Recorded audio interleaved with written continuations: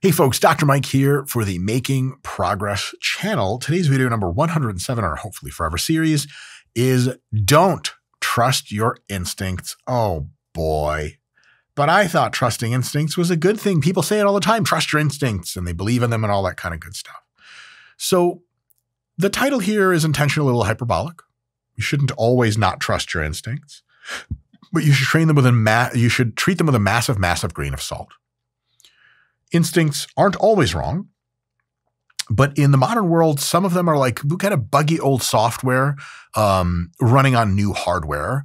And 6 examples of these instincts that you have as a human primate mammal, Homo sapien, that are no longer very productive and you should really check, might help you think through the instinct situation and eventually make decisions and choices that are much better for you than worse for you, even if at the time that you're making them, they don't feel like the best choice. That's the thing about instincts, is they feel like the right thing at the time, and that can be incredibly powerful. But the ultimate arbiter on whether or not you should do a thing or make a choice is, how is this going to affect future me? Remember, the only reason you make choices is because how it will affect future you. Choices don't affect past you. They don't affect present you, because present you is just past you right now. That's present me. When I said present me was now it's past me. Choices are all created for the future. And if you go on instincts, that might not build your best future. If you vet your instincts and counterbalance them with logic, and always remember, is this good for my future? You can make way better decisions than instincts alone would have you make. So 6 instincts that are often not a good idea to follow through. The first one is the instinct of revenge. So why does revenge as an instinct exist? In small tribes, retaliation deterred freeloaders and bullies. If you let people mess with you without response, they would continue to mess with you, and worse. Other people would realize you can be messed with without response and thus exploited. And exploitation means you were losing a huge fitness advantage, and your genetics probably got wiped out in our very harsh, very competitive, natural selective environment in the savanna in which we evolved. Today, this instinct largely fails. Clapping back moves can nuke your career, nuke your freedom, nuke your relationships, in some cases more than they hurt the target, who is the person that wronged you and you want revenge from. And in other cases, they hurt your target as much, or they even hurt your target more. The problem is, you're still hurting. If I told you there was a person in Pakistan that offended you, how much money would you spend trying to make them have a bad time? Remember, if you do nothing about it, nothing happens. They're in Pakistan. What are they going to do? If you spend any money, it hurts them. Cool. Or not cool. You're hurting a human. And it hurts you as well, because that's money you could have spent elsewhere. And the best kind of spending, investment. So today we have institutions, courts, contracts, reputations that handle what revenge used to handle. Handling it all the time by yourself is a bad move in most cases in modern society. Let me give you 3 examples. You get cut off in traffic. You follow the driver home to really hash it out on his front lawn. He's not insane, so on his ride back, he notices you're following them, calls the police, and the police are literally waiting there. You get arrested for a road rage incident. Arrests are on your record. Anything you want to do, job, loan, anything. You have an arrest record, it's different now. It's a really, really bad time. What's the benefit? There is no benefit. It's all costs. Someone gets insulted, as an example, online, starts a flame war back and forth, and ends up kind of taking their brand and reputation, because then you're just kind of known as that insecure hater guy. I've sure as shit been tempted with this before and walked down that plank a little bit and walked back because it was stupid, but it's good for no one. It's sure as shit not good for you. Now, people that make their reputations off talking shit, they don't care. That's their reputation. But unless you want to permanently be looked at as a shit talker, clapping back is a bad idea in this case. Here's another one, a bit more serious. Let's say you're an employee at a firm. You get slighted at work by another employee and you sabotage them. You like delete an email they sent you that's really important or some shit like that. If it gets found out that you did this, you get fired and not let go with good recommendation, fired. And if anyone who's trying to hire you later calls that boss, he's going to be like, yeah, this guy is like a super scumbag. He tried to like sabotage one of our employees. And a lot of times people aren't interested in finding out why you did it. The fact that you did it is already a really, really bad time. So the better move here is one of two things. One is to do mindfulness meditation and breathing, as the Waking Up app, the sponsor of this video, would have you do. Breathe in, breathe out, realize that your revenge is not a requirement to move forward in the world. Anything you need done can be done legally, formally. If you need to sue someone, you can do that. If you need to call the police, you can do that. And if you need to swallow a little bit of pride, you can do that as well. The other alternative is to transmute your revenge into productivity. In a sense, the most successful revenge is being so successful that people have to Google your name to see you win. That's a big deal. Now, not all of us are heading towards Googleable names, but at least in your own private life, if you channel into productivity, what you can do later is look back and be like, man, I was really pissed at that person last year. Now I don't care how they're doing and I'm doing great because instead of spending my time on revenge, I spent my time doing the only thing that mattered, making life better for my future self by investing in education, brain expansion, skills at work, so on and so forth, and just doing a good job. So instead of sending a nasty email, channel that energy into finishing the project better and faster. Not in a revenge mindset, but in a good productivity mindset. You can use your anger as gym fuel, but in my personal experience, what I found is anger is a very, very bad gym fuel. I have that one video that's been viral of me screaming out my anger while doing leg curls, and I train like that once every 3 years. And the fatigue from something like that lasts for days and days and days. It is not a sustainable way to train. It's also not fun. And so I would say using anger as gym fuel is possible, but honestly, when you get to the gym, you shouldn't have revenge on the brain. And if you do, start warming up and focus on doing a great job and getting some fucking wins. Hit some PRs that have nothing to do with revenge. And then after you hit some PRs, you're going to look at your physique, you're going to look at your log sheet, you're going to look at your RP hypertrophy app, and you're going to go, wow, I'm doing really great. And then someone's like, hey, didn't that one guy talk shit to you earlier about you online? And you're going to be like, yeah, I guess. And like, well, what are you going to do about it? Like, well, nothing. I have a great life. I don't need to do anything about it, do I? And they're like, well, no, I guess not. But in my ancestral brain, I feel like you should. And that's the wrong part. Next instinct that leads people wrong a lot is sunk cost loyalty, otherwise known as the sunk cost fallacy. It exists because abandoning a half-built hut or years of hunting ground knowledge in our ancestral times was basically a death sentence. Better stick it out through thick and thin because investments that you make that cost a lot of insight are like you've already poured so much into it, restarting is just not an option. You got to take what you can get. In massive, dire, like just above baseline subsistence poverty, that's definitely the case. Why does this instinct fail now? Because past investment does not equal future value, and you have all kinds of opportunities around you. Hanging on to dead projects, toxic partners, or failing careers just digs the hole deeper and does not build a foundation for you to have something better. Here are some examples that happen to people all the time. Staying in a miserable relationship because you've already been together for 5 years. Okay, but how do you want your next 5 years to go? Because that person's probably going to be miserable. What are you going to do about it?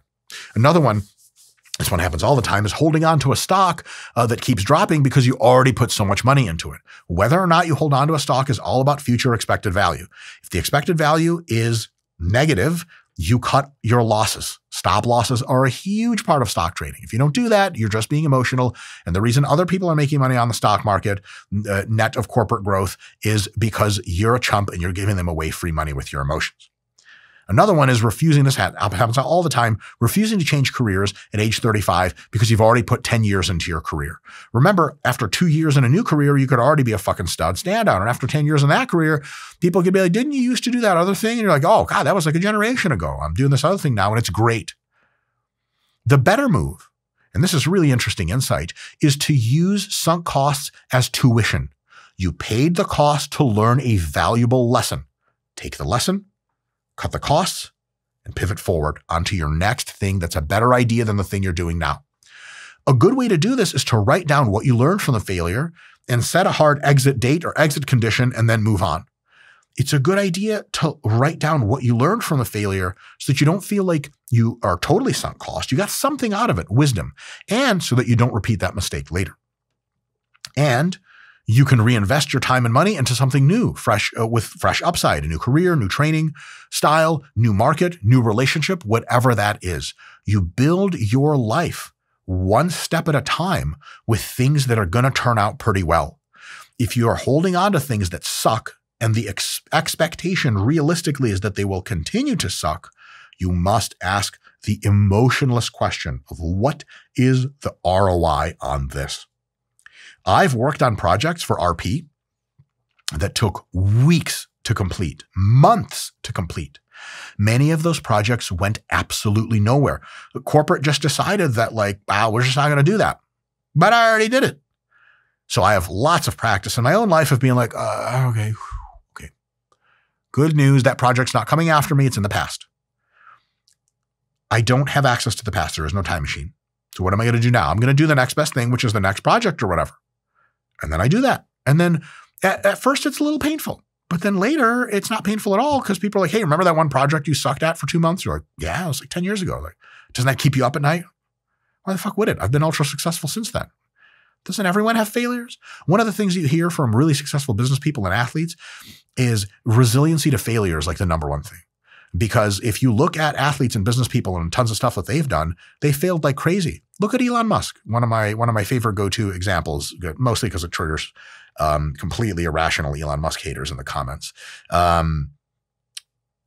Is Elon a hyper success? I mean, yes, he's the richest man of all time, right? Has founded multiple just completely revolutionary corporations, Starlink, XAI, fucking Tesla, I mean, PayPal, the whole shit, right?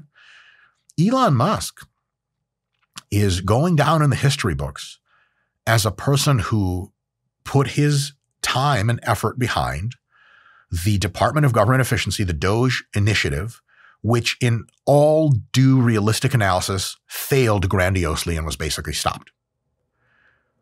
If Elon really did the sunk cost thing, Scott, he'd be flying to Washington right now, yelling at people and getting arrested. Yeah. Right? But he was like, that didn't work. Anyway, going back to Tesla and XAI and going to launch this new revolution of self-driving cars and helpful AIs.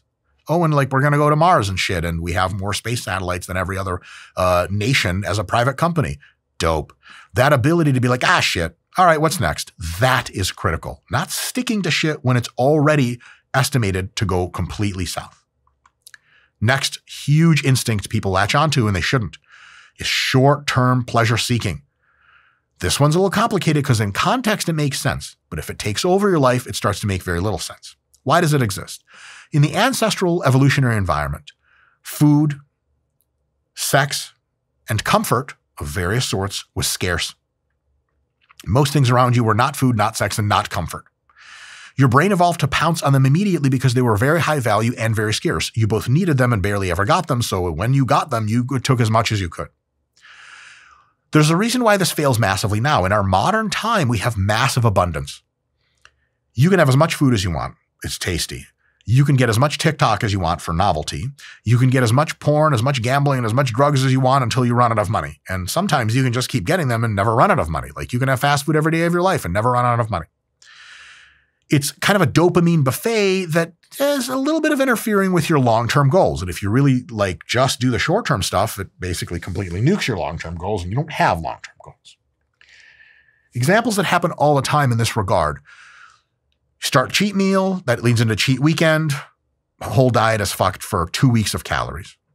Stay up super late until 3 a.m. scrolling on TikTok instead of sleeping. Next day's productivity is down the drain. This one is particularly painful. I so don't relate to it that I'm barely able to articulate it, but this is a real big problem for people. You get a gambling app. Scott, did you know that there are gambling apps? No, I've never used them. Gotta go on onlinepoker.de. Like I want to be an advertising exec for gambling apps to like cleverly tell people the truth. Like, now lose your money faster. Tired of money? Lose it today. Tired of losing money by just deleting your bank account? Do it stochastically with probability that's still going to lose your money. In any case, even though Scott and I really don't understand gambling in an intuitive perspective because you just give money away and you get nothing back, a lot of people are really into that shit. The excitement of potentially winning is a big deal. And some folks wipe out their entire fucking rent money on a gambling app. What a tragedy. Just because you're trying to pursue what you like now. The better move, in most cases, is a combo move. First, and very importantly, is training your delayed of gratification muscle, so to speak, your ability to delay gratification. Because long-term fulfillment beats instant, cheap spike of pleasure every fucking day of the week. How do you do this? You can swap temptations with pre-committed alternatives. Do you want to go and get fast food today? Nope. You already made meals and they're at home in your Tupperware containers in your fridge. So you don't have to be like, oh, I have to eat, but oh, I should get fast food. You're like, I have to eat. Oh, it's actually easier for me to eat good food. You can leave your phone in another room at night because you have a habit of going right out of bed and getting your phone and doing this. If it's in the other room, you guys know how laziness works. Once I'm in bed, motherfucker, I'm trying not even, Scott, do you ever go back to sleep even though you woke up from a dream where you had to pee? Because you're like, please just let me sleep. Like I got another half hour in me for sure before I have to get up to that cold bathroom. Oh, yes, for sure. Right? Like to get out of bed, especially when it's cold, even if you have to pee is a lot. You're sure as shit not going to go get your phone to go on TikTok in the middle of the night if you're like, man, fuck that. That's too far away. That kind of pre-planning sets you up for being able to delay gratification. And just by practicing delaying gratification, working really hard until you're really fatigued before taking a break, consistently pushing yourself after years and years, you turn into a fucking machine. That's a big, big deal. Part 2, though, is important.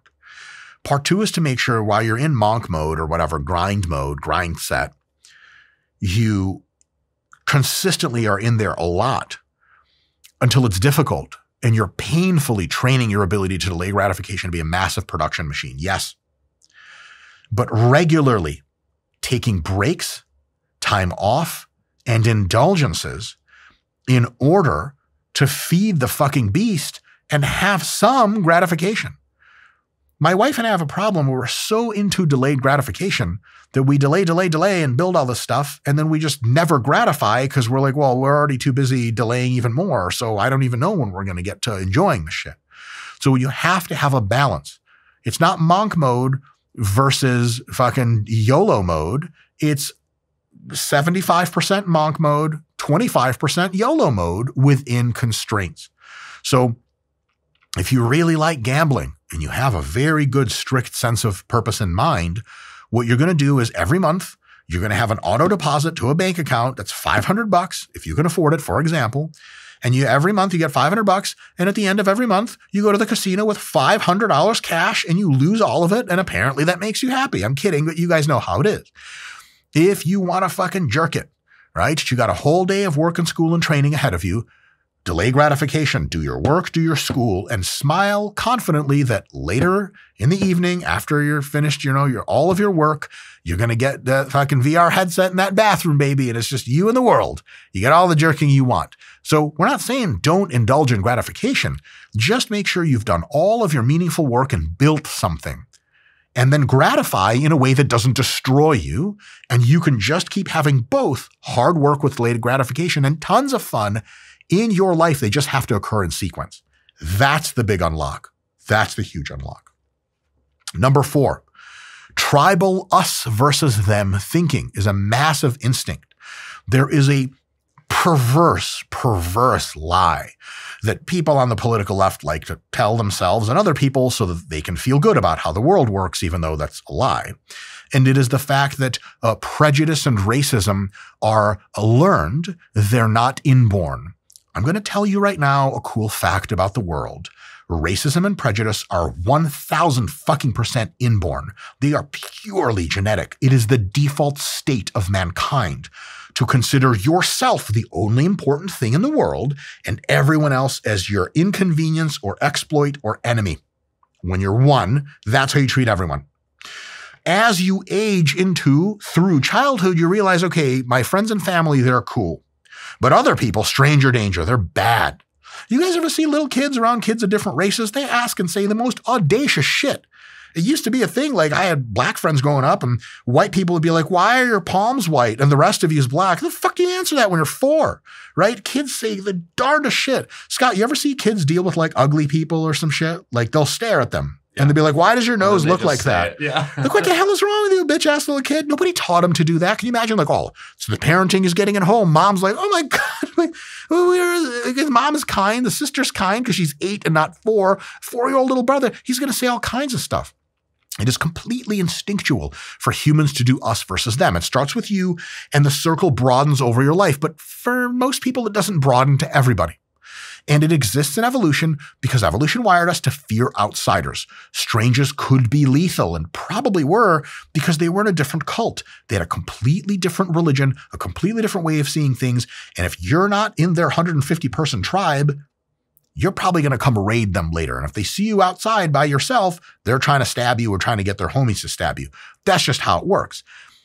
It fails now in a big way because in a global, hyper-connected society, this instinct makes people racist, politically polarized, and violent towards those who aren't their people. This shit happens all the time. Low-key example, family dinner explodes because Uncle Bob and Cousin Jen watch different news channels, so their world models are completely incongruent and they just bitch at each other. That just sucks and is really unfortunate. No one's getting hurt, but maybe Thanksgiving is ruined.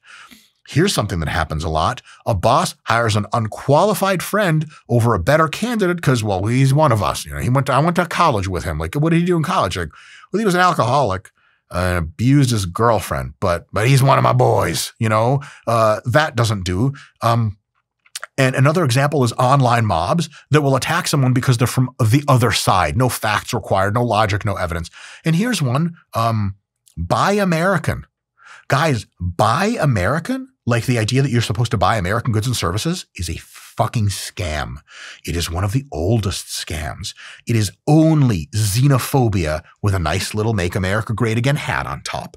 Buy American is fucking nonsense because you buy things that are good for you and you reward whoever is making them for doing such a goddamn good job. Why do you want to reward them with lots of money? So that they can keep doing a good job, an even better job, so that you can have even more benefit, so that they can have even more benefit, so that you can have even more benefit. That process never ends. I just described capitalism. If you start saying, now this component's made in America, and I'm going to buy it because it's American, you're giving people, producers, a free pass to give you dog shit quality at a higher price because somehow being American helps. And I don't mean to rag on America. I love America. It is my country of choice. I'm a U.S. citizen. I would fucking die for this country thoughtlessly.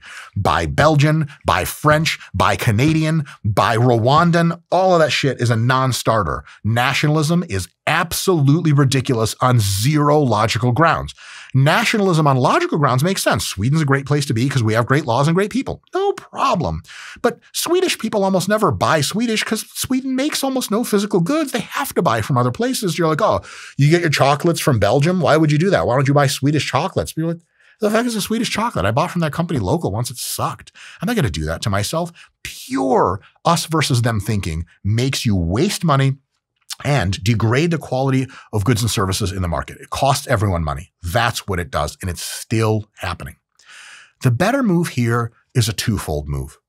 One is expand the tribe to include all of humanity. And if you're really deep and really meditative and really wise and arguably vegan, all of life, potentially. Teaming up scales big time. Tribal feuding kills. Tribal feuds end up everyone in the fucking ground. You guys want to know why Africa kind of sucks? Because African tribes fucking hate each other and kill each other all the time. I got more, don't worry. Do you guys want to know why low-key the Middle East kind of sucks? Because a lot of Middle Easterners hate each other. I'm not even talking about Israel versus the Arab world. I'm talking about inside the Arab world, Shias versus Sunnis, just a fucking total non-starter. Do you guys want to know why World War II sucked? Because Hitler and his just totally undifferentiable regular white people fought the French and the English and the Russians, who were also, to most other people, totally undifferentiable white people. Tribal warfare is a fucking dead end for all of us. What do you get when you get competition, but in a holistic and Commonwealth-style sense? What do you get? International airports. in major cities. London, Tokyo, New York, Hong Kong, Paris, all kinds of people, all kinds of worlds, all kinds of cultures, all kinds of foods, everyone coming together to produce value. Where do you want to live? Do you want to live in Tokyo, or do you want to live in the capital of, I don't know, insert African country here, or like Baghdad or some shit like that? You don't want to live in a place like that. You want to live in a place where humans are valued on their metrics instead of what race or color or creed they are. That's all total fucking nonsense. So the part one is to expand your circle to be everyone. And the part two is judge people on their actual actions. If you're whatever color, creed, race, ethnicity, and you're awesome, you're in. If you're whatever color, creed, ethnicity, and you got all the right check marks, or I don't know, whatever it is, your color, race, creed, and ethnicity, it's one of you. But that person kind of sucks, demonstrably sucking. You don't have to outgroup them, but you can like interact with them less and interact with people who have nothing to do with you more. So if you happen to be an Ashkenazi Jew and you're hiring for your company and you got an Ashkenazi Jew as one of the people that's going to work for you, but he kind of sucks, and you got a someone who's like Indian from India, like trying to get into your company, and they're awesome, you hire the Indian. And hiring in is just a good idea in general. Look at all of American corporations that are any good, but JK, not really. But you deal with people on the merits. So assume everyone's awesome until proven otherwise. Easy solution. You don't have to do tribalism anymore, period. Number 5, huge one. The overvaluation instinctually of the romantic spark. Attraction was a fast proxy for fertility, alliance, and genetic health back in ancestral times, and you didn't have much data to go on. In modern times, modern relationships need more than just like, whoa, she's so hot. They need shared values, long-term compatibility, and logistics. Is this actually going to work? That heart flutter instinct, the butterflies, drive impulsive, sometimes destructive choices. Here are examples that happen all the time. Somebody done been cheating, and then it fucks up their relationship, and then you need to go pick up the pieces. And they weren't even committed to that other person. That other person just had big titties and they were out. Shit happens. That sucks. There are worse things. 2 people get married after 3 months of chemistry. Scott, do you know anyone, you don't have to name names, do you know anyone that's gotten married after just a few months? No, but I've been seeing these like Mormon documentaries and they get married sometimes in like weeks. Weeks, bro. Yeah, I saw that shit as well. But no one personally. I know, yes. And after 3 months of chemistry, you get married, like, oh my God, she's the one, I'm in love. And then 2 years later, file for divorce. I personally know fuckloads of people like this. This shit happens all the time. And remember, marriage is expensive. So engagement's expensive. Marriage is expensive. The logistics of moving in together are psychotically expensive. And guess what else is expensive? One more real fun one. Divorce is expensive too. And so all for that crush, you can shed out like hundreds of thousands of dollars. Whereas if you just had a crush on someone, didn't get married, and continued a regular relationship into the 6-month period, and after 6 months, the crush starts to fade and you're like, I don't like this person at all. They're really hot. I feel feelings for them, but they're super annoying and we have nothing in common. Then after 8 months, you break up, you pay a 0 cost for that. So if you just run on instincts, I know it's love. It's true love. All right. How much money are you going to pay for that? The answer is a lot in many cases. A lot of times what happens is people fall for others with totally incompatible life goals, but they ignore that because the passion's insane. Scott, what fraction of romantic movies, not even rom-coms, like deep romance, is the kind of a central plot kind of idea ignoring good practices to follow your romantic instincts? Like the whole thing. All of them? Yeah. Right? Yeah. Is like Romeo and Juliet, not people to look up to. They both died at a very young age. How come it works? How many movies are based on revenge? Like John Wick would have been better off killing nobody after that whole fiasco with his dog. Or, I mean, you know, this is where we get boring shit. Like, just set up a fucking low-key sniper position, murk the son that killed the dog, and no one will ever know. Just go home and go to sleep.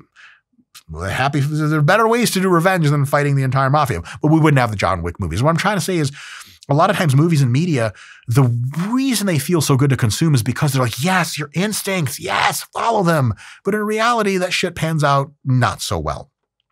Here's the thing. The better move in this case with attraction is that attraction matters for sure, but logistics matter more. Infatuation predictably fades. Lifestyle and values can last. Before committing to longer-term things, talk through boring but crucial stuff like finances. Do you have the same idea about money and spending? Money is, I believe, as I last checked, the number one reason that couples argue is money. Don't do that. My wife and I have lots of problems. We're in therapy, the whole thing. It's a normal relationship. I'm not trying to say I've fucking figured shit out. I haven't figured out shit. We never argue about money. It's not because there's nothing to argue about.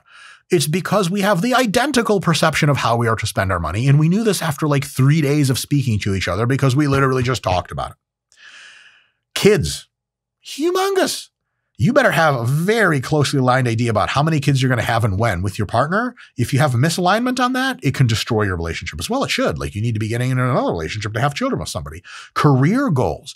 If you want your husband to get that next new job, but he's like, I'm just going to coast. And I kind of was thinking of working half-time and you working full-time. It's going to be a bad unlock for you to be like, holy shit, this is not the guy I wanted to marry. And another one is time use. This is a big important one. Time use means what does like your daily and weekly life look like? Scott, can you imagine with, am I allowed to say her name or no? Your girlfriend. Let's not. She doesn't exist. Yes, of course. Scott is single still. Pretend girlfriend. Scott, how important is it to you that like you guys are typically doing shit you both like when you're together? 100% important. Like 100% important, right? But when you fall in love, quote unquote, or get a crush on someone, you have no idea about anything that they like or don't like. I had a crush on a girl in high school. It was a very extensive, very intense crush. And then as I got to know her just a little bit better, she was super fucking cool. Great ass girl, zero disrespect. But like, I realized that we didn't have anything in common. Like her favorite music, I was just like, fuck, really? And my shit was way out there. And it's kind of like, oh, like, this would have never, ever worked out to anyone's benefit. But the feelings were so intense, you guys. But that's the thing is crushes are awesome, but they say so little about anything other than the fact that you could have some really intense romantic episodes. For sure, crushes guarantee that. Everything else, there's no guarantee. So you got to make sure to do the boring shit. Approach a relationship extensive plan like marriage, engagement, buying a house together like you would a business plan, because it is a business. It is a team partnership. Next and last is one of the worst ones. Rumination, aka brooding. Rumination exists because it's an adaptive system to solve problems. You replay your mistakes, you find patterns in them, you prevent repeat disasters or figure out how to fix your mistakes, which is cool. However, back in old times, evolved times, shit wasn't that complicated. So rumination typically resulted in, okay, figured out the bison ran this way, I ran that way, everyone's pissed at me. Next time I'm going to wait for my, leader of our hunting pack to tell me where to go instead of just running with my spear. Cool. Got it. Today, the amount of shit, the amount of experiences and stimuli you have in your life is like orders of magnitude higher than you would have in your evolved ancestral time, right? Remember, in evolved ancestry, you live in the same general region your whole life. Like the sun rises and comes down, there's seasons and shit, some different animals come around, but novelty is like pretty rare. Like you get used to stuff. In today's modern world, especially with the internet and talking to anyone you want on social media all the time, novelty's crazy. The number of interactions you have with total number of people is just psychotic. It's way out of anything your mind can comprehend. And that can mean that your mind can loop endlessly on abstract stressors, not solvable like lions or tigers and bears, oh my, but emails, regrets, hypotheticals. That leads predictably to anxiety, depression, and paralysis in most extreme cases. And let's talk about how that happens. Lying awake at 3 a.m., replaying one awkward comment from a meeting. I mean, you guys, I've done this. Scott, have you ever done this kind of ruminating? The why did I say that shit? I mean, all the time. All the time. And generally it leads to nothing good. But I'm going to tell you guys a way to ruminate more effectively in a sec. Obsessing over counterfactuals that you don't have a time machine to fix is another one. What if I had taken that job? I always say the same thing to people jokingly to try to get people away from ruminating when they say shit like that. I go, you know what? We actually have made strides in our RP secret products division towards a functional time machine. And they're like, well, okay, what does that have to do with anything? I'm like, if you had a time machine, you could change that. But you don't have a time machine. So why the fuck are you thinking about things that could have been 4 years ago? Seriously, you guys, I do not mean that as comedic hyperbole. I mean that as a real question. Why are you ruminating over shit that could have gone some other way 4 years ago? Are you going to do anything about it? Well, there's no it to do anything about it.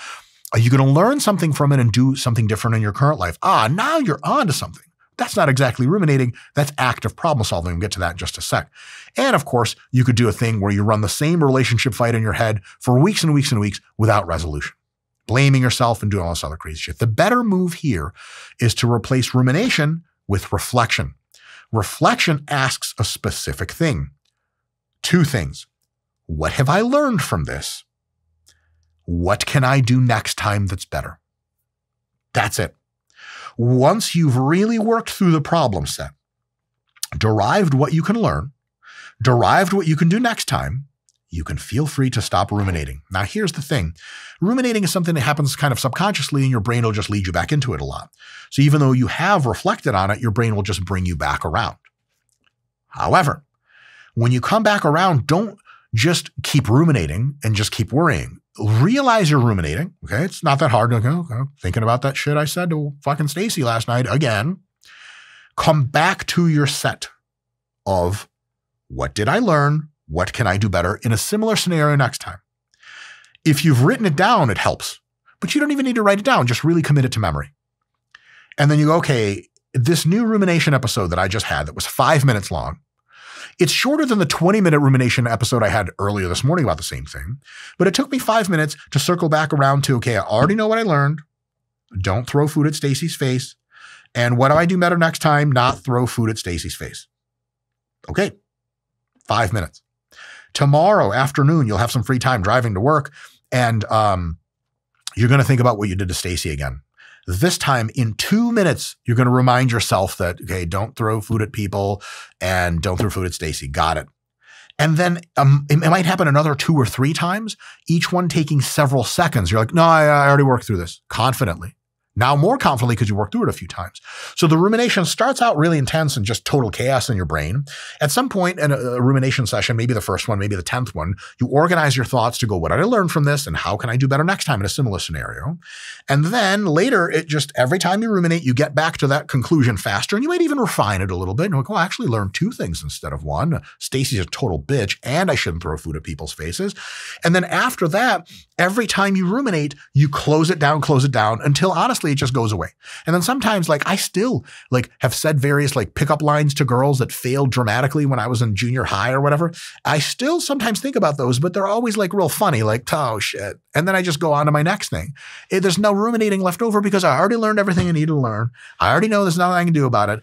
That practice of bringing your mind back to what did I learn? What can I do better next time? Shut it down, move on, is a practice that as you get better at, you just incrementally more and more, the rumination cycles just last less and less time in your head. Huge, huge unlock. So the idea isn't to stop ruminating. You can't do that. You're going to fucking ruminate. The chaos of rumination needs to be turned into, in no rush, but whenever you're tired of feeling like shit, what did I learn from this? What can I do better next time? Breathe out, go do something else. Enough of those cycles, and you're going to clamp on most of your rumination that you do. The bad decision is to do completely unstructured rumination. I'm ruminating. It just keeps going.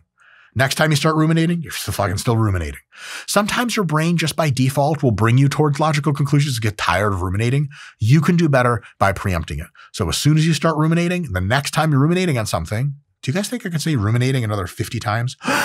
ruminating. Anyway, the next time you're brooding, you can come back and quicker than average go, okay, what am I learning? write it down or write it down in my head. And what am I going to do better next time? Write it down or write it down in my head. Ideally on like a notepad or on a digital device, but even because seeing your writings digitally displayed and really focusing on it and really thinking through it and then it's still there means that your brain isn't going to trick you to be like, oh, no, we didn't come to a conclusion. You have to ruminate again. So if you're ruminating again, but you wrote it down, you're like, oh shit. Yeah, I already worked through this. That ability is huge. It's a really, really big deal. Your brain's going to try to bring you back in. You can do a better job coming out of it. If all of this sounds pretty intimidating and you have a lot of instincts pulling at you, it's totally understandable because we all do. But some of us have a mindfulness meditation practice which allows the crazy psychotic ocean waves of instinct to, over time, come down and we see a very smooth surface of water in our minds, so to speak.